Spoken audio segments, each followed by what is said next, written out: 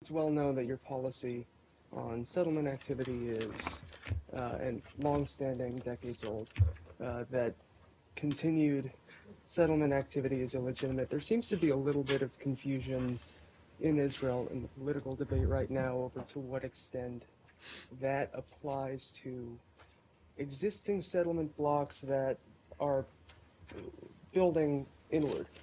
And so Yair Lapid said today that he could go tomorrow if he were prime minister to the Americans, and he could propose, and the Americans are willing to accept, a settlement freeze outside of existing settlement blocks that are understood to be would be in an agreement with mutually agreed land swaps. That the Americans would agree to that freeze outside of settlement blocks in exchange for continued building within settlement blocks. So can you clarify for the Israelis, Yair Lapid, this is also Herzog's, something that Herzog has proposed, to what extent does the policy of illegitimacy apply to building within settlement blocks? Nothing's changed about our position on settlement activity. We view it as illegitimate and counterproductive to the cause of peace, period. So that doesn't clarify the question that is... You're asking me to clarify what is somebody else's proposal about potential compromise on settlements, and I'm simply not going to do that.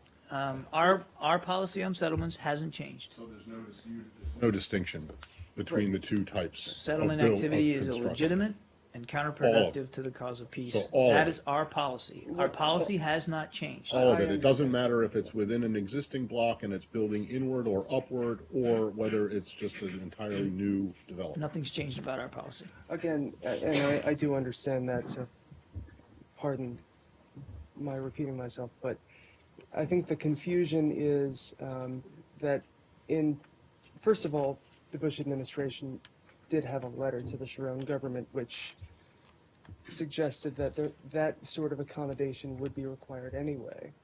And so while your settlement policy is longstanding and it has crossed Democratic and Republican administrations, there seems to be some wiggle room, and obviously the president has said that natural growth and mutually agreed land swaps is something that he could tolerate. So again, when you say our policy is well known and long-standing and hasn't changed, are you saying that it applies?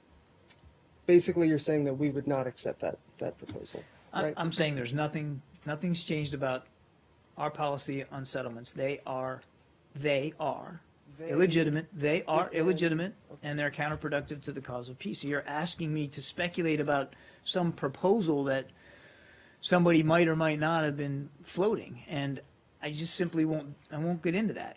It's a little more official than that, because it has been made and it actually has been entertained by two presidents now. So nothing has changed about President Obama's policy on settlements, and I have nothing more to say than that.